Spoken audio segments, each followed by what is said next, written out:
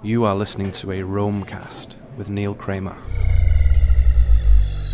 Yeah, we don't want to do anything to scare your children. That's the last thing we want to do. We don't want to scare anybody. If you like your health care plan, you'll be able to keep your health care plan. If you like your plan and your doctor, you can keep them. You'll be able to keep your health care plan. If you like your plan, you keep your plan. If you like your doctor, you like your plan, you can keep your doctor. You can keep your plan. If you like your current insurance, you keep that insurance.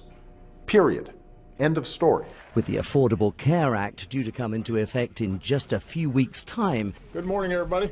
the president was forced to make changes after it emerged that some people who currently have health insurance actually stood to lose it under his plan. They feel misled, and you've seen the anger that's out there. You know, I regret very much that what we intended to do, which is to make sure that everybody is moving into better plans because they want them as opposed to because they're forced into it, that, you know, we weren't as clear as we needed to be in terms of the changes that were taking place. Given that I've been burned already with a website, well, more importantly, the American people have been burned by a website that has been dysfunctional. And I have to tell you, Obamacare is really, I think, the worst thing that has happened in this nation since slavery. And it is, in a way, it is slavery, in a way, because it is making all of us subservient to the government. And it was never about health care, it was about control. And that's why when this administration took office, it didn't matter that the country was going off the cliff economically. All forces were directed toward getting this legislation passed. And why did they want to pass it so badly? Well, as I said the other night on television, Vladimir Lenin, one of the fathers of socialism and communism, said that socialized medicine is the keystone to the establishment of a socialist state. So this is, you know, some people have said, oh, come on, you're being paranoid. How could anybody bring up something like that? I would say, if you know anything about history, how could you not bring it up? When I'm president, meetings where laws are written will be more open to the public, no more secrecy. That's a commitment I make to you as president. I'll make our government open and transparent so that anyone can ensure that our business is the people's business. There is no spying on Americans. We don't have a domestic spying program. We have put in place the toughest ethics laws and toughest transparency rules of any administration in history. In history. The way to make government responsible is to hold it accountable. And the way to make government accountable is make it transparent so that the American people can know exactly what decisions are being made, how they're being made, and whether their interests are being well served. The Freedom of Information Act is perhaps the most powerful instrument we have for making our government honest and transparent and of holding it accountable. And I expect members of my administration not simply to live up to the letter, but also the spirit of this law. Let me say it as simply as I can. Transparency and the rule of law will be the touchstones of this presidency. First report on press freedom in the United States ever published by the Committee to Protect Journalists, which usually advocates for press freedoms overseas, and the news isn't good. Titled The Obama Administration and the Press, the report looks at the many ways President Obama has ushered in a paralyzing climate of fear for both reporters and their sources. Among the cases it details, 6 government employees plus 2 contractors have faced felony criminal prosecution since 2009 under the 1917 Espionage Act, compared with just 3 prosecutions in all previous U.S. administrations. The Department of Justice has also secretly subpoenaed and seized Associated Press reporters' phone logs and emails, and New York Times reporter James Risen was ordered to testify against a former CIA officer who provided leaked information to him. or Risen would go to jail. The new report is written by Leonard Downey, former executive editor of The Washington Post. He spoke with dozens of journalists who told him officials are, quote, reluctant to discuss even unclassified information because they fear that leak investigations and government surveillance make it more difficult for reporters to protect them as sources. It comes as Glenn Greenwald, columnist for Britain's Guardian newspaper, who's based in Brazil, testified before a Brazilian Senate committee this week about his work with NSA whistleblower Edward Snowden. In reality, there is a war against journalism and the process of transparency, and this war is with the government of the United States and its closest allies, mostly the British government. They're doing a lot of things against the freedom of press to hide this whole report, which generally the United States or English government say these things only happen in China or Iran or Russia, but now we can see that the United States government is doing these exact same things. Politics is fiction. It is an extreme negative polarization of inner decrepitude. It is what happens when human beings don't take command of themselves. When we are dealing in fiction, we can afford great feats of intellect and creativity and possibility. We can suspend for a moment old mechanical routines of politics being somehow central to modern democratic freedom. Democracy, with all its secrecy, administrative density, populism, entitlement and corruption, does not work. Democracy is a fiction.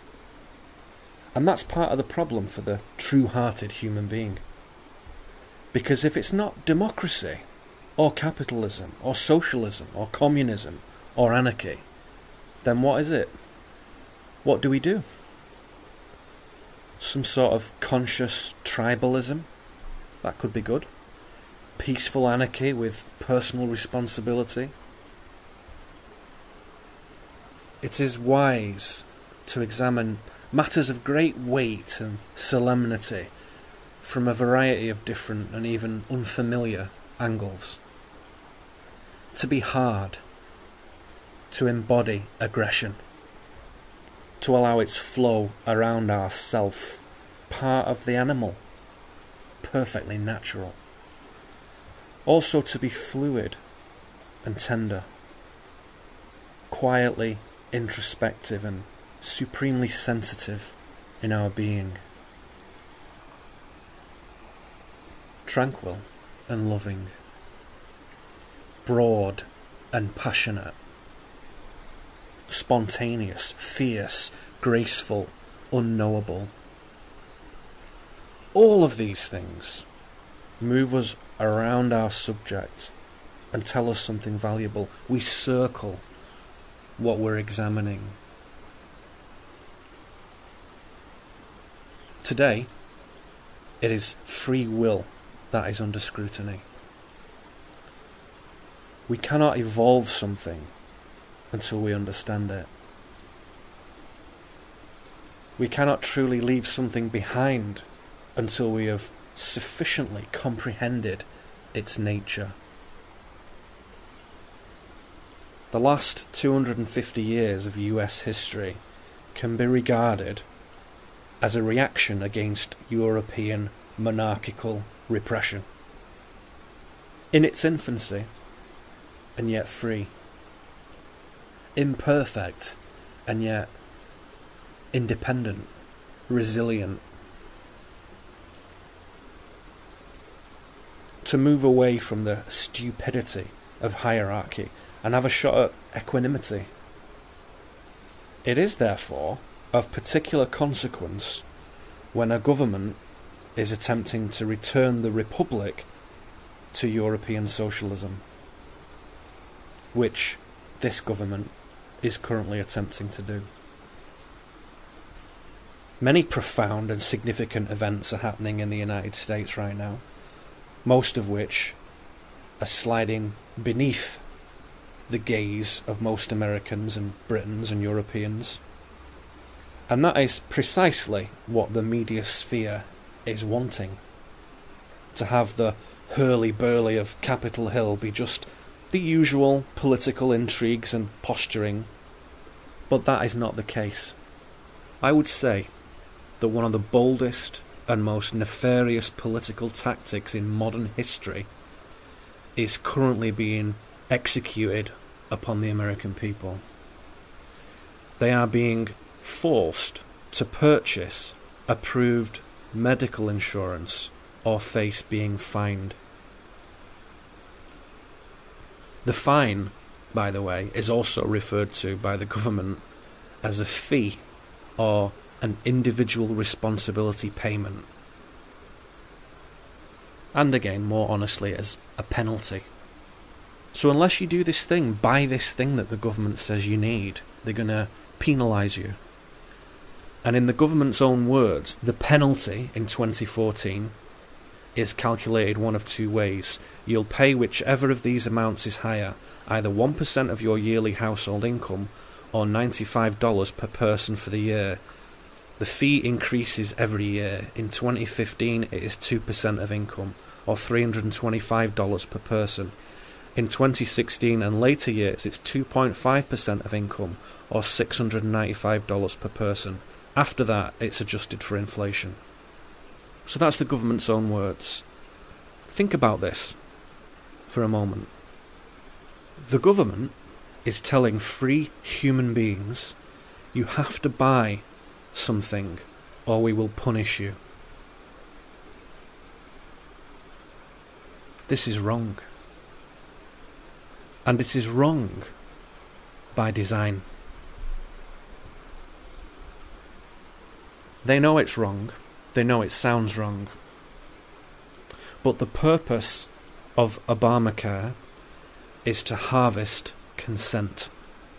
It is a harvesting of consent to subservience. And many Europeans have no clue as to what is going on with this healthcare thing in America, these changes. It is often portrayed in the general media as healthcare reforms to bring affordable medicine to more people. Deeply uninteresting news, isn't it, for the average European mainstream viewer?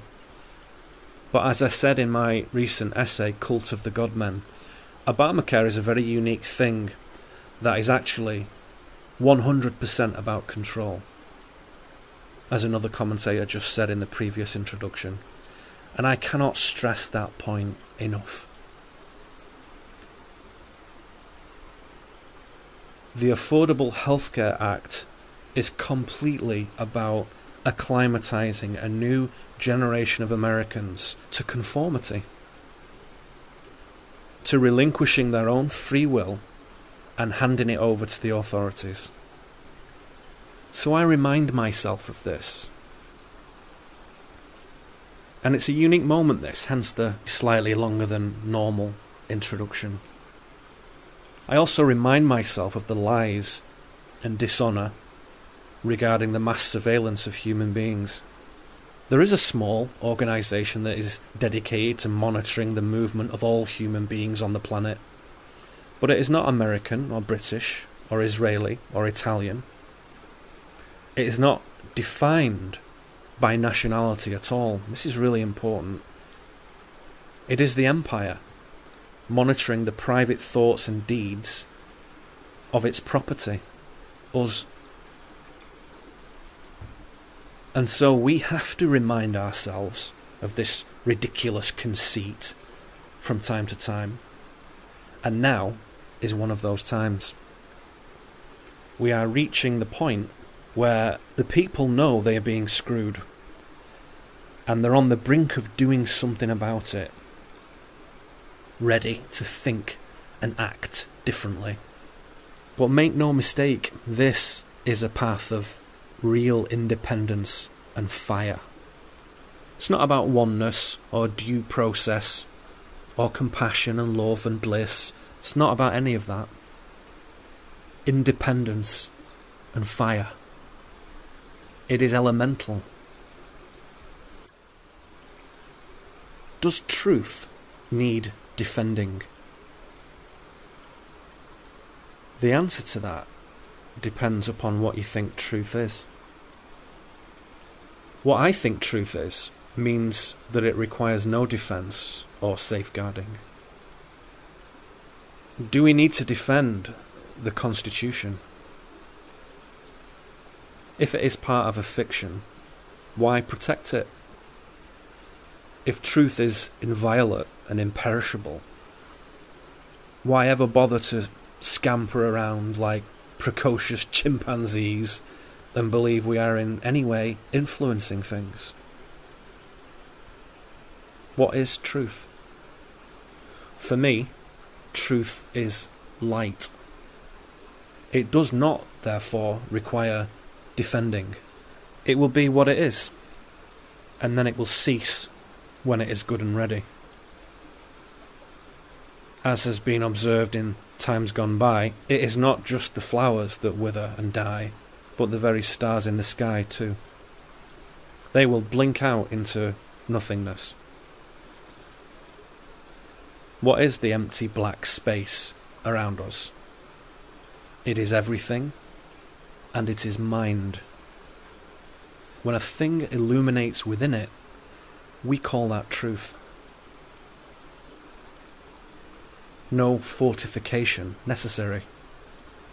It radiates for a time and then ceases. This is the pulse of the universe, the ebb and flow, receding inwards into stillness, and then poof, the outward flood of motion, the nothing and the something, the pulse of life, the heartbeat of existence, off and on, yielding and forthright, silence, and then sound.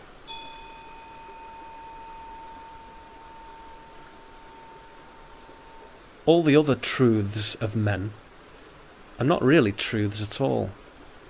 They are ideas that have greater or lesser degrees of harmony. The lack of a written people's constitution in Britain means less administrative and mental freedom.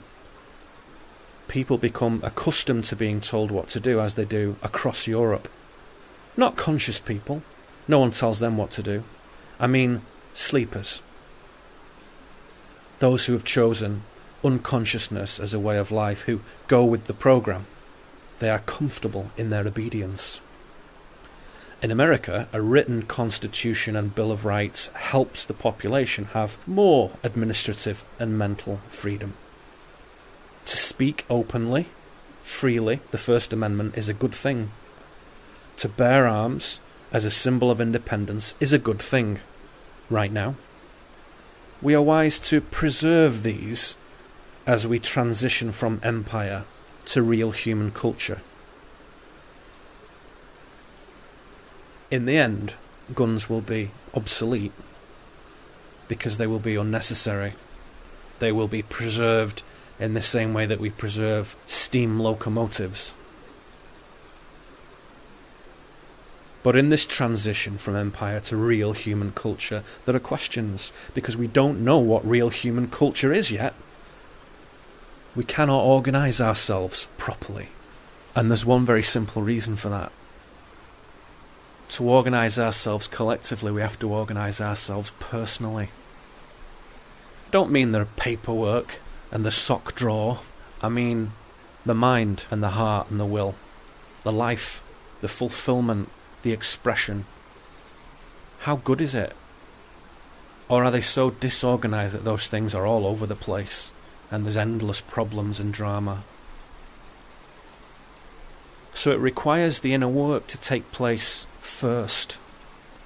You can't just get together, because what we're going to do, you have to get it right yourself first. It's half a lifetime, that. And it should be fun. It should be good. It should be an adventure. And then there's an amount of wisdom and a movement with the pulse that affords better judgment better discernment, more openness, a natural transparency. And key, always, a high degree of emotional intelligence. Without that, you can forget everything else. So you may have noticed again the sound of moving water, which indicates that I am not in the city. In fact, since we last spoke, I have left the city of Portland altogether and moved westwards to the coast. Perched now on the edge of the world, where the mighty forests of Oregon meet the vastness of the Pacific Ocean. So to the west of me now lies Hawaii and Japan and Papua New Guinea and Korea and Taiwan and the Philippines and all that, and Mongolia and China and Russia. So I am far now from Cheshire and Manchester and Lancashire, where I grew up, about 6,000 miles away. Some of the images are fading. Something I would never have imagined 5 short years ago. But there we are. Life has many unexpected eventualities up its sleeve. And I sometimes feel like the Bilbo Baggins of the family, you know, called by unknown adventure and subtle forces to make my way to these distant shores. For no reason. No destiny as such, just a choice. To behold new lands, new people, is my joy. To encounter strange beasts, to see completely novel methods of life and sustenance. I lived in Portland for 18 months and it was excellent. I love Portland. Portland is perhaps, I would say, the best city I have ever been to. And I've been to many brilliant cities around the world. But Portland has that very exceptional blend of warmth, open-mindedness, creativity, humour and independence. A delicate and valuable formula that makes it truly great. And I'm back there all the time. But now my home is nestled among the trees and rivers. When I eat my breakfast, I can see a hummingbird at the window, and a bluebird in the garden, and a chickadee. These things are in the city too, here and there if you look, but here they come very close to me.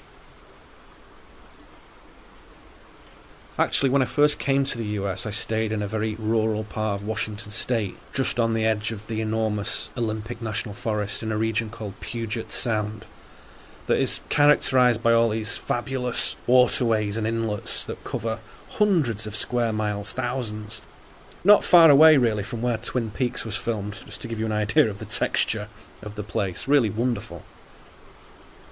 So the nearest major city then was Seattle, and Vancouver, and Victoria, British Columbia, all that in Canada were just an afternoon drive away to the north. And I loved this place, this Pacific Northwest region. I'd never before in my life seen such colossal forests, except on television. So really there is this single giant forest that swirls down from central Canada, down the west coast of the United States, from Washington to Oregon and down into Northern California. It is what many people refer to as Bigfoot territory. You could walk under tree cover for about 2,000 miles uninterrupted. You could spend your whole life wandering through the forests and never meet a single other human being. Great fondness for this part of the world. For the last few years I've known it. Things I've never seen before. Bears, salmon jumping out of the river, snow over the top of your head, meadows with wildflowers for 100 miles. And one minute you have these extraordinary blue skies, and the next the sky is granite coloured and heavy with endless rain. So people from perpetually sunny places like California or Texas or Florida are not accustomed to the grey and the precipitation. And it can be a challenge for them, apparently. But once you've adapted to it, it is the best weather system on Earth. Proper, full, perfect seasons. So I have returned to this landscape here, just south of that in Oregon now, this time over to the coast. And there are dozens of these fascinating little towns nestled in the bays and cliffs and shorelines of this coast, running right down from the very top of Oregon down to Northern California. I mean, you could drive away from my house all the way down to San Diego, about 1,000 miles away, and over the border into Mexico if you wanted. But the flavour and tone of the coastal towns that I'm talking about is typified probably by towns that run from the tip of northwest Oregon, like Astoria and Cannon Beach and Nehalem and Rockaway and Tillamook, and then right down to Drake's Bay, just north of San Francisco. Speaking of which, if you've ever seen the brilliant 1980 film The Fog by John Carpenter, that little coastal town depicted in the film is from there. Rays Point, Drake's Bay, Bodega Bay, and Inverness. Lovely little places, great little communities, and there are dozens of them. And so I now live in one of those places in Oregon. Good for the soul. Good for my family and friends. Good for well-being and recharging and creativity and insight, and more than anything, I don't really need to tell you this, but connection. Connection to the world, connection to what is around me, more truthfully. To organise yourself properly, to calibrate your consciousness for real interaction with the world, you have to understand will. And will, like mind and heart, is a multidimensional thing. It works in both the visible and the invisible worlds. It is both third and fourth and fifth dimensional. One important physical aspect of will is what we call choice. What we choose to do and not do. Who we choose to be with and not be with. How we choose to treat ourselves. Consider ourselves, heal ourselves, value ourselves. All free will choices. My sister-in-law often says to her daughters, who are like 7 and 9, "Make good choices, girls." And she asks them to consider this with regard to everything, really. Education, friends, food, morality, television, clothes, religion, Nintendo, everything. Make good choices. And in a way, life is like that. It is profoundly shaped by an ongoing sequence of choices that we make. And encouraging young people to consider the nature and ramifications of their choices is an excellent thing to do. As we grow older and more mature and wiser, we see that ultimately everything we do in life is a choice. We choose to breathe. We don't have to. You could stop. We choose to eat and drink. It's not required. And we choose to educate ourselves, to have a good level of friendship and love and togetherness in life, to have some adventure and laughter and artistry and contemplation. Everything is free will. Do or do not. Go this way or go that way. Live or die. Speak or be silent. Be conscious or be unconscious in your life. And we could say that there are a basic set of choices, not essential, but just good. So what might they be? Well, they're kind of common sense, really. This is what I would say they are. Don't injure anyone or pinch their stuff. Be civil and courteous in your behaviour. In fact, the old 1828 Webster's definition of courteous is being of elegant manners, which is no bad thing in this world. Have a good level of hygiene about yourself and your abode. Very important to the samurai, this. Part of being a warrior is to have a clean presentment and habitation. And there's a psychic dimension to that. It's not just about sanitation. The way energy moves is affected by our environment. Educate yourself. Keep educating yourself. Learn things you know nothing about. Don't assume that anyone else's apparent authority makes that an avenue not worthy of your exploration. You go and look at it. You could find something that no one else has ever seen. And just for your own edification and growth, the beauty of learning is endless. Support each other. Support your fellow brothers and sisters, men and women. Give as much, if not more, than you receive. Be conscious of your community. Lastly, make honour, gratitude, love, authenticity, and excellence a big part of your life. So these are choices. You don't have to. You don't have to do any of them. But they're good things, good ways of being. And every human being understands these things, the goodness of them. So long as a person hasn't been indoctrinated and distorted by some dogmatic government or school or religion.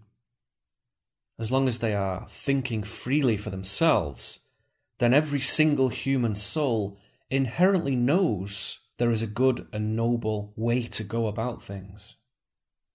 To embody a natural righteousness. Don't let the religious people quarantine that word. Righteousness is a fine word. One of its original meanings was acting in accordance with divine ordinance. And from a mystical angle, that is precisely what we're talking about here. It's precisely what we're trying to do. To move in alignment with the higher order of unfolding divinity in creation. As the universe fosters increasing levels of elegance and completeness and discovery and grace, so do we. We help it by lending our witnessing, our consciousness to these proceedings. Our observations and feelings and thoughts and experiences, they all contribute directly to the ongoing refinement of the universe. We're part of it. Creation is a work in progress. It's not finished. Creation is a process, not a thing. It is a process that was initiated, set free to develop, a divine fractal pattern capable of infinite creativity and knowingness and beauty. We might consider it as a method of articulation. God cannot see what is not made by him. Other entities take that pattern and do their own things with it. So agents of consciousness do this seeing for him. Sentient beings, animal, mineral, vegetable, physical, ethereal, light, 3D, 4D, 5D, and onwards, in ever more precise and refined gradients of purity. A musical progression. This is a process of complete and utter independence. Righteousness, or, if you like, true-heartedness, is simply aligning with that original divine pattern. Living in accordance with the unfolding refinement, allowing it into your heart, letting it flow through will, and knowing it with mind. If we lose that supreme independence, if we forfeit that free will journey alongside the universe, then we become little robots, little turnip heads of artificial intelligence and second-hand life. So we ought to be wary when we are mandated to do things against our will. That is, against the natural unfoldment of the universe. So if a merchant comes over to me and says, "You must buy this thing, Neil Kramer, you have to," even without knowing what that thing is, I can tell you that it's wrong already and I won't be doing it.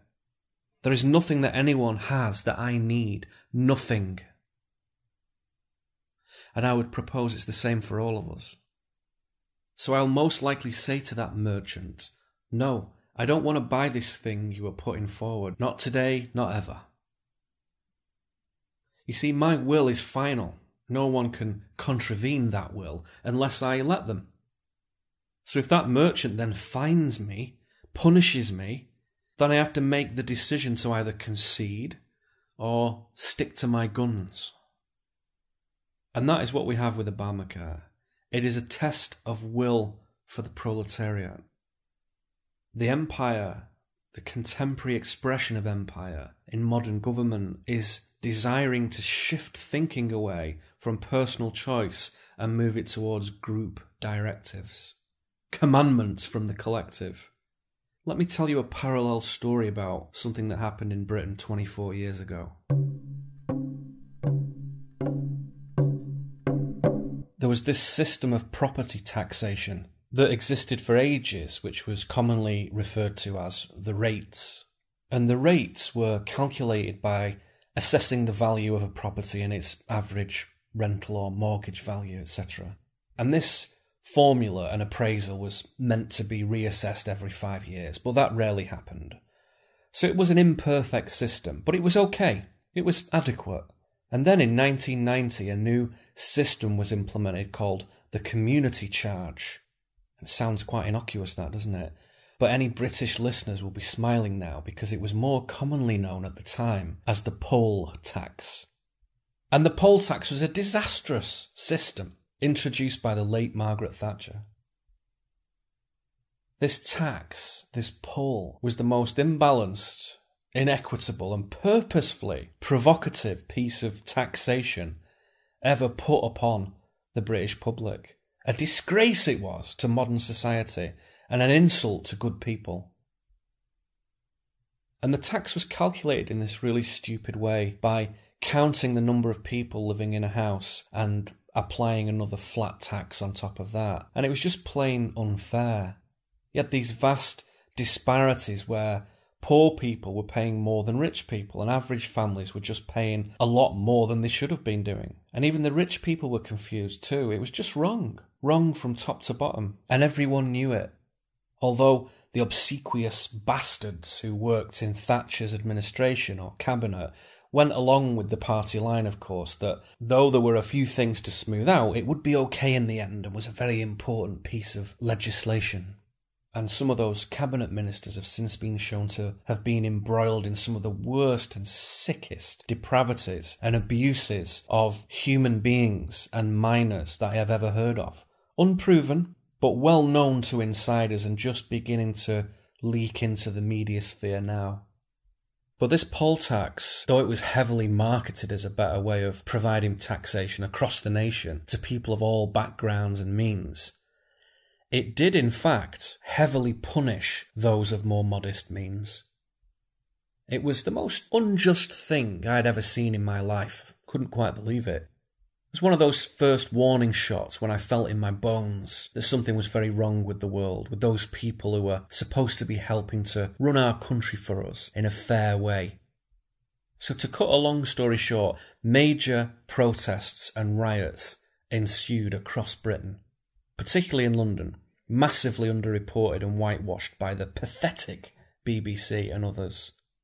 The reaction by the public was all the more notable because the powerful dissent was being driven and expressed by people from all backgrounds, all demographics, like little old ladies, businessmen, housewives, plumbers, fishermen, students, postmen, factory workers, teachers, everyone, all of society.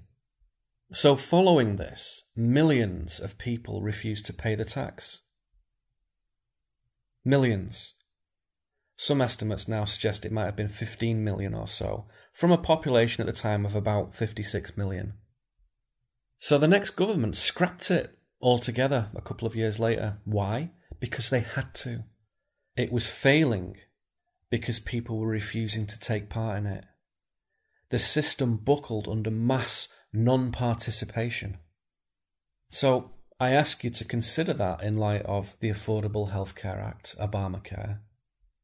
Is Obamacare a bit like the community charge? I think it is. And I think Americans should carefully consider how they are going to respond if they find themselves of their own choice being necessitated to do so. It is obviously imbalanced. It is against the natural free will of many men and women. And ironically, I have come to understand that the Affordable Healthcare Act is not very affordable at all. I could drive you around north, south, west and east Portland and indicate huge areas and communities who won't be able to afford it. Not in a million years. They haven't got the money, so they'll end up being fined. They will be penalised through a backdoor taxation on poor people who can't afford health insurance. You know, there are tens of millions of families where an extra $100 a month, up or down, has an enormous impact. That's about 60 quid. Expecting millions of people in rural Mississippi or Wyoming to pay $400 a month each is ridiculous. It's bullshit. And they know it. I travelled to Sedona recently, a beautiful area in the northern Verde Valley region of Arizona, which is characterised by these striking red sandstone formations all over the landscape. And I was working there with a client. It was an excellent visit. And during our discourse, we wandered across this gorgeous land and visited some of its many sacred places. And we allowed the land to guide us in certain ways of thinking and being, sometimes to amplify things and sometimes to soothe. And this is a big part of my life and work, working with people one-to-one. And what is it I'm doing exactly, some people might wonder. Well, I help people in their conscious development, in attaining a contemporary, mystical outlook, in managing constructive change in life. People usually come to me when they are already at a crossroads and want some guidance. And there are many, many crossroads in life for all of us. They are people who have reached a certain level of self-awareness and clearly done a degree of house cleaning in themselves. And frankly, they're seeking answers. Answers about real fulfillment, well-being, connection, aliveness, magic, real metaphysical secrets about life. And those things are intimately related to each other, all of them. It is a deep work. You can read about it on the website, neilkramer.com. And when we are physically together, we walk through the natural landscape or the town, and we sit in cafes and atriums and lounges, or we stroll through the park or the coastline, and we talk. We create a space for a very high quality of dialogue. And this allows a flow of wisdom and insight and an examination of and a clarity in new ways of being. So this is my work. And this is what led me to Arizona recently on one journey. So I spent some wonderful time there. And then it was time to leave, of course, and return home. And that involved getting a shuttle bus, PHX, Phoenix Sky Harbor International Airport in Arizona, because on this occasion I hadn't needed a rental car. And then, of course, to catch a plane back to Portland International. On both of these vehicles, I met a remarkable person. This doesn't always happen, but it did this time. The first encounter was with a lady I met on the shuttle bus back to Phoenix. Her name was Cindy.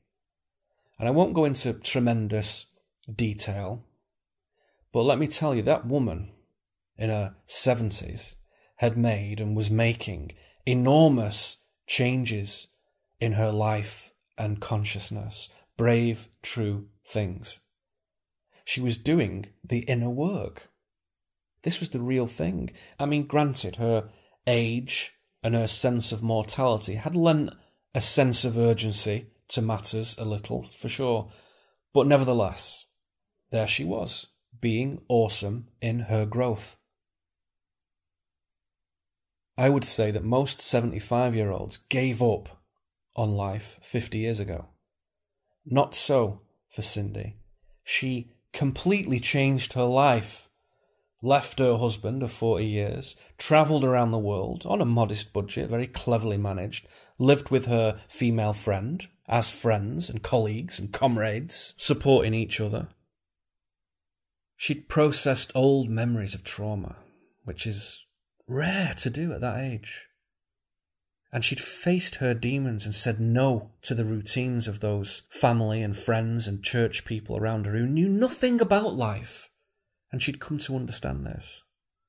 And there she was, this old lady, tottering about on her hip replacement, on another adventure on her own, thundering through the desert with me in a small bus that was being driven by the ghost of Steve McQueen. going a little too fast really, but we didn't mind because our consciousness was keeping us all safe. Me, Cindy, the driver, and these two other ladies. They didn't know that, but Cindy did, and I did. And Cindy was using these particular words too, words that you and I might take for granted now, but you don't often hear in mainstream reality tunnel conversation. Words like conscious, manifest, emotional intelligence, forgiveness, truth, fulfillment, destiny. These were the words coming out of her mouth, and I was like, this old lady has been doing some work. So she told me this story, and a couple of other people were listening too, and it was full of change and bravery and crisis and transformation. It was amazing, truly, truly amazing. And at the end of it, I put my hand on her shoulder. She was sat next to me, and I simply said, that is a journey of inner growth and great truth. And tears came to her eyes, streamed down her cheeks, and she nearly lost it totally. But they were tears of happiness, because she knew that I understood exactly what she was talking about, exactly what she'd been through. She felt known and seen in that moment, and it was a privilege to know her and see her. And that was it. We talked and talked. And I never tell people what I do or anything usually, but I did her, and she wrote down the web address and so on, and we gave a sort of perfunctory, polite opportunity for inclusion to the other two people on the shuttle bus who occasionally joined in, but they weren't really properly tuned in. They didn't really get it, not what we were talking about. They didn't appreciate the depth of this woman's journey, and then we sort of lost them all together when Cindy started talking about mediumship and extra-dimensional communication. That was it then. Finished. And it was all just awesome. It was just brilliant. What a brilliant woman. And we were all going to Phoenix Airport, and it was me who was dropped off first at Terminal 2, getting onto Alaska Airlines flight. And we got out, and I bid goodbye to everyone, and then gave Cindy a massive hug and said in her ear, "You are a very special lady." And I meant it, really meant it. So, as well as seeing my wonderful client in Sedona, who was very hospitable and excellent and truthful, I also connected with this other special person, and we made a difference. We changed something. Another little gear lever clicked around, and we refined ourselves. So, I get inside the airport, get my boarding pass from a nice lady at the counter, go through security, get a bottle of water, and sit down and wait. Wait for the plane. On time, thankfully, and only an hour for me to wait, no problem. So I get on the plane, middle seat, not ideal. I had a lovely window seat going out, but no worries, doesn't matter. And the seats were large enough, and I was sat just behind the first class section, so I had all this extra leg room, it was cool. To my left sat this sullen 40-year-old businessman who just read his tablet device thing, And when he did sit back to look into space and drink a Coca-Cola, he just looked worried. Not worried about the flight, but worried about his life. And in that moment, I saw myself in him, in an alternative timeline. It could have been me very easily. Same age, same stocky build, same furrowed brow. But he was doing things he didn't want to do. He was in a place he didn't want to be in. He was wearing clothes he didn't like. He was building for a future that he didn't believe in. I could feel it oozing out of his pores. And I empathised with him.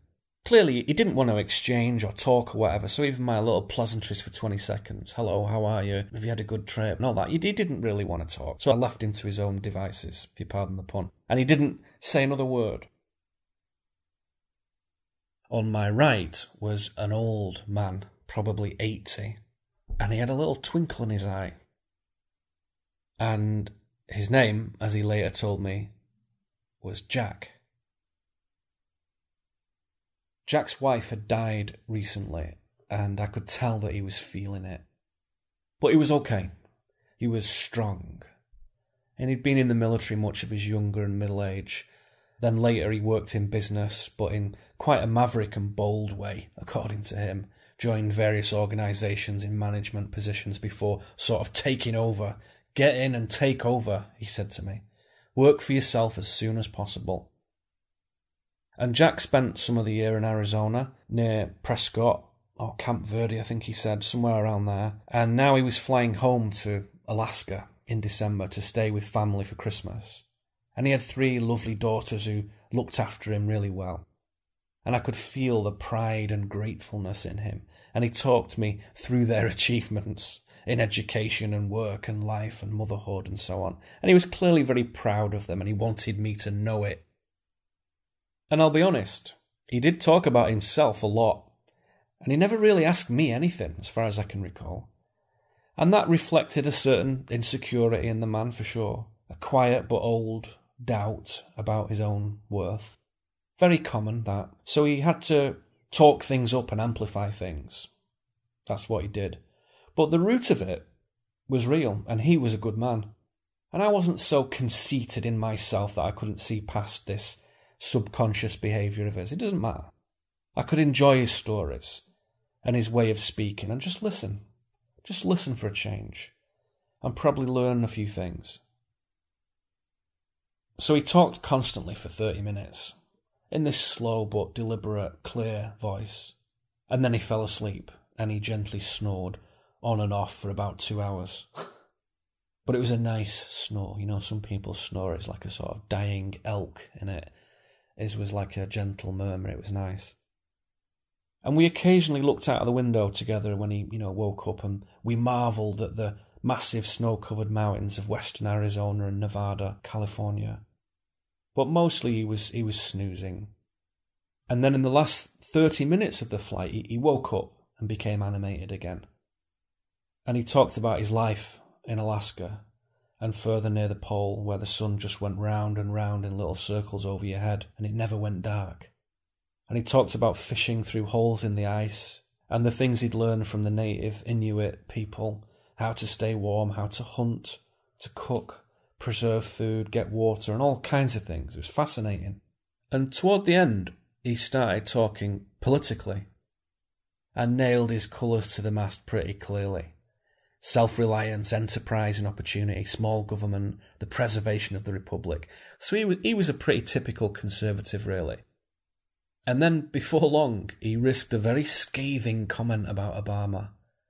And he looked at me once he'd said it, and he waited for a second. And I think in the back of his mind, he might have been wondering whether I was one of those, emblematic lefty Portland progressive liberal hippies.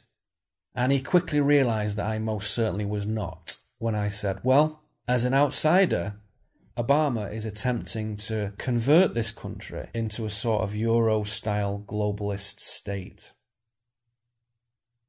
And I told him all the things that I considered made America special. Its spirit of a republic, its resilience, its independence, its written constitution and Bill of Rights, its affirmative general attitude in life. All that was being dismantled as quickly as possible. And I told him that I wasn't a Democrat or a Republican, don't really identify with any of that at all.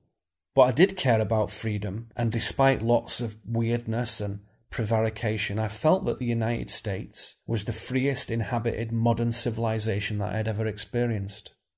And he looked at me for a second and said, "Damn right it is." And then he offered his hand and said, "My name's Jack." And that was it. The plane landed, we taxied to the gate, got out, shook hands, and parted ways. Many of you have written to tell me how much you enjoy these recordings.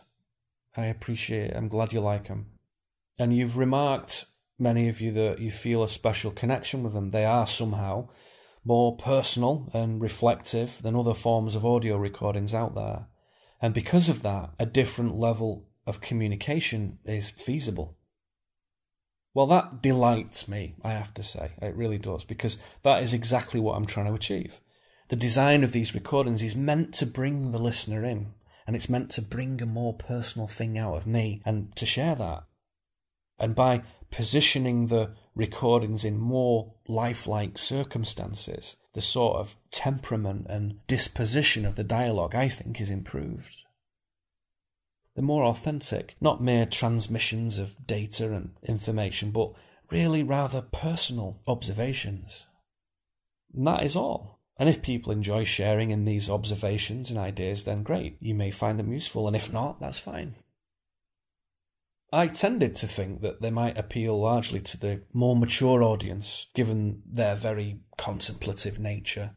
But many young people in their 20s and even in the teens have also written to me and said they love them.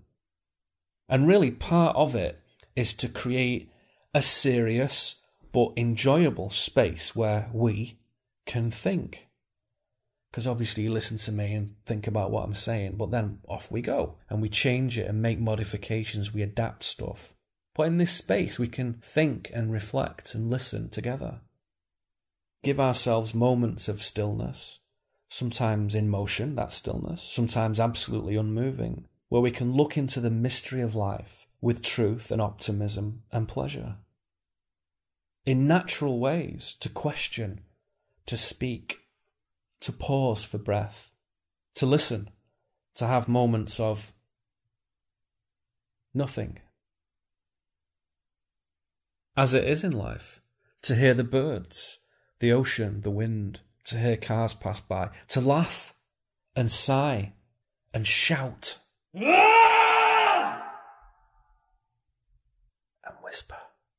There are things possible in these recordings that are not possible to achieve in other formats.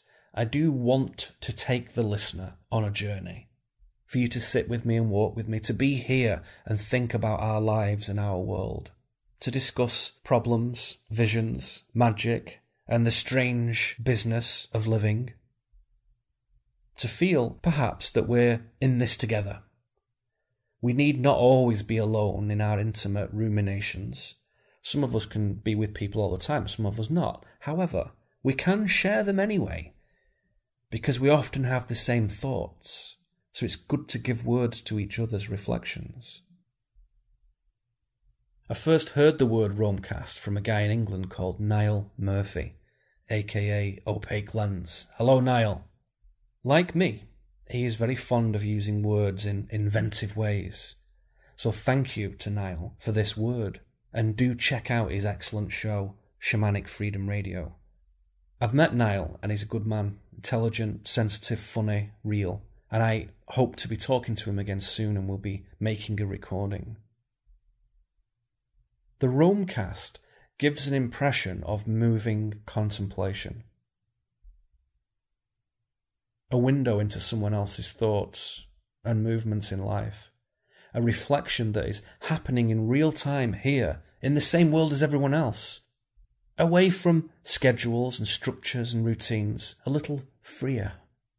On earth, on the soil, on the sand, on the highway, on the country roads, in the living rooms, in the kitchen, everywhere. To go out with no plan and just be. Improvise. See what comes. See what transpires in this exquisitely incongruous physical hologram that we are so hopelessly immersed in. Many people are telling me that they are fed up with reading. They have grown tired of it. They are doing less of it. And it may interest you to know that it is the same for me too. I rarely read. I read to study when I am compelled to, but I am rarely buying books or electronic texts or newspapers or anything, magazines, and reading it. Instead, I've increasingly turned to the spoken word. The audiobook, the auditory exchange. I am embracing sound more than print, the waveform rather than the page. So as I've come to appreciate the spoken word more, producing these Roamcasts is my way of giving back, being creative, sharing reflections, new and old, novel perspectives. And it is good to hear the human voice in our observations, be they subtle or penetrating. The voice adds something. It helps us to hear how instead of just what. The voice helps us get a sense of a way of being. I just listened to The Mysterious Stranger by Mark Twain, and the skillful narrator and the words combined to forge something truly extraordinary. The landscapes I saw, the situations I felt, The experiences I had in the inner world, crafted by Twain and the narrator and my imagination, so precious. This would have been impossible as a movie, but as voice, it was a very sweet thing. There are many special places along the Washington and Oregon coastline. You could spend months just touring around and exploring them, maybe years. And I have found one new place just a few weeks ago, somewhat synchronistically, because it wasn't altogether a conscious decision to go there, it just sort of happened, and yet it was exactly right. You get off the main road, off the highway, onto this smaller country road, and a mile in, you start to feel like you're suddenly starting to leave human civilization behind. And on your left is the Pacific Ocean, the largest ocean on the planet, and the cliffs and rocks and trees go right up to the edge of it. And on your right, hundreds of square miles of forest, raw, innocent, merciless, primeval forest. And the further you go along this road, the more you can feel the wilderness around you, surrounding you. Quiet but powerful. A wild place where you feel somehow like a ghostly visitor. And there is a total absence of human infrastructure, of course, but also of human consciousness. Detached, separate. The values, the morality, the industry, and the facilities of modern civilization are gone, offline. There is only the immaculate physical immediacy of nature, primitive, connected. And unlike hiking on foot or flying over in a plane, when you're driving in the car you can feel the sudden crossing of a threshold. There is a definite point where you can physically feel the shift. The unreality signal is gone. And you can detect this abrupt atmospheric divergence. It's like a vacuum, kind of disquieting for a moment. Even for a seasoned unreality voyager like me, it's an eerie thing. It's a bit like those times when you're on your own in the house, and it's the middle of the day, and everyone else is gone. The whole world is out working or doing something else somewhere, and the house is quiet, static. And sometimes that can be very peaceful and lovely, and at other times it can feel a little odd to some people, and so they turn the radio on. They listen to other human voices on NPR or Radio 4 or some music, or have the television on in the background. Or they make a phone call, something to break that subtle but repressive hush. And that's what it's like moving along this coastal promontory that I have found. If you know a place, anything like this, go to it soon. Be there away from the unreality signal of men and machines. Be there alone, or with a special person who understands these things. Don't go with a normal person. They'll interrupt the magic. Their mental noise will spoil it. When you're in one of these magical locations, you are close to divinity. And so you can look into yourself more truthfully. It is often a surprise to see how empty we are, how innocent and how like children we are. Even in our 40s and 60s and 80s, nothing has changed. We are little beings going about in an extraordinary universe. The source of the universe flows into these places every day, every moment. These places speak to it, this source, and it speaks to them. This godly space brings us out of our haze and into something very lucid and unclouded. It is the nature of the untainted consciousness that fills us with life. There is at once a sudden recognition of our own inexorable mortality, but also the endlessness of life, entwined with all life, all unfolding and blossoming here on our earth, and through the stars and all their worlds. It is life, and we are deeply enmeshed in it. and it is joyful. Reporters to protect them as sources. It comes as Glenn Greenwald, columnist for Britain's Guardian newspaper, who's based in Brazil, testified before a Brazilian Senate committee this week about his work with NSA whistleblower Edward Snowden. In reality, there is a war against journalism and the process of transparency, and this war is with the government of the United States and its closest allies, mostly the British government. They're doing a lot of things against the freedom of press to hide this whole report, which generally the United States or English government say these things only happen in China or Iran or Russia, but now we can see that the United States government is doing these exact same things. Politics is fiction. It is an extreme negative polarization of inner decrepitude. It is what happens when human beings don't take command of themselves. When we are dealing in fiction, we can afford great feats of intellect and creativity and possibility. We can suspend for a moment old mechanical routines of politics being somehow central to modern democratic freedom. Democracy, with all its secrecy, administrative density, populism, entitlement and corruption, does not work.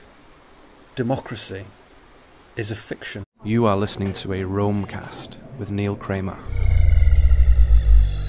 Yeah, we don't want to do anything to scare your children. That's the last thing we want to do.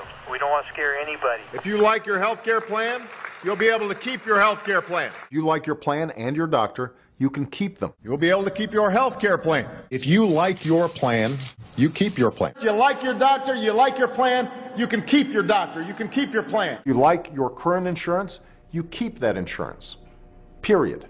End of story. With the Affordable Care Act due to come into effect in just a few weeks' time, Good morning, everybody. the president was forced to make changes after it emerged that some people who currently have health insurance actually stood to lose it under his plan. They feel misled, and you've seen the anger that's out there. You know, I regret very much that what we intended to do, which is to make sure that everybody is moving into better plans because they want them as opposed to because they're forced into it, that, you know, we weren't as clear as we needed to be in terms of the changes that were taking place. Given that I've been burned already with a website, well, more importantly, the American people have been burned by a website that has been dysfunctional. And I have to tell you, you know, Obamacare is really, I think, the worst thing that has happened in this nation since slavery. And it is, in a way, it is slavery, in a way, because it is making all of us subservient. And that's part of the problem for the true-hearted human being. Because if it's not democracy, or capitalism, or socialism, or communism, or anarchy, then what is it? What do we do? Some sort of conscious tribalism? That could be good. Peaceful anarchy with personal responsibility? It is wise to examine matters of great weight and solemnity from a variety of different and even unfamiliar angles. To be hard, to embody aggression, to allow its flow around our self, part of the animal, perfectly natural.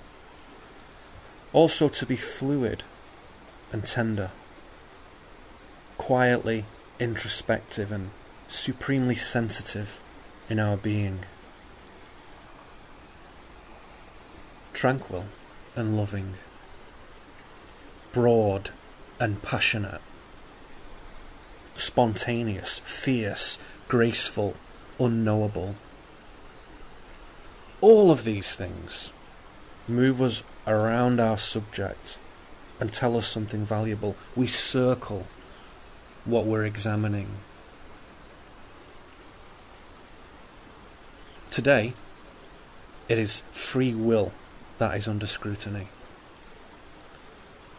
We cannot evolve so that the American people can know exactly what decisions are being made, how they're being made, and whether their interests are being well served. The Freedom of Information Act is perhaps the most powerful instrument we have for making our government honest and transparent, and of holding it accountable. And I expect members of my administration not simply to live up to the letter, but also the spirit of this law. Let me say it as simply as I can. Transparency and the rule of law will be the touchstones of this presidency. First report on press freedom in the United States ever published by the Committee to Protect Journalists, which usually advocates for press freedoms overseas, and the news isn't good. Titled The Obama Administration and the Press, the report looks at the many ways President Obama has ushered in a paralyzing climate of fear for both reporters and their sources. Among the cases it details, 6 government employees plus 2 contractors have faced felony criminal prosecution since 2009 under the 1917 Espionage Act, compared with just 3 prosecutions in all previous U.S. administrations. The Department of Justice has also secretly subpoenaed and seized Associated Press reporters' phone logs and emails, and New York Times reporter James Risen was ordered to testify against a former CIA officer who provided leaked information to him, or Risen would go to jail. The new report is written by Leonard Downey, former executive editor of The Washington Post. He spoke with dozens of journalists who told him officials are, quote, reluctant to discuss even unclassified information because they fear that leak investigations and government surveillance make it more difficult for to the government. And it was never about health care, it was about control. And that's why when this administration took office, it didn't matter that the country was going off the cliff economically. All forces were directed toward getting this legislation passed. And why did they want to pass it so badly? Well, as I said the other night on television, Vladimir Lenin, one of the fathers of socialism and communism, said that socialized medicine is the keystone to the establishment of a socialist state. So this is, you know, some people have said, oh, come on, you're being paranoid. How could anybody bring up something like that? I would say, if you know anything about history, how could you not bring it up? When I'm president, meetings where laws are written will be more open to the public, no more secrecy. That's a commitment I make to you as president.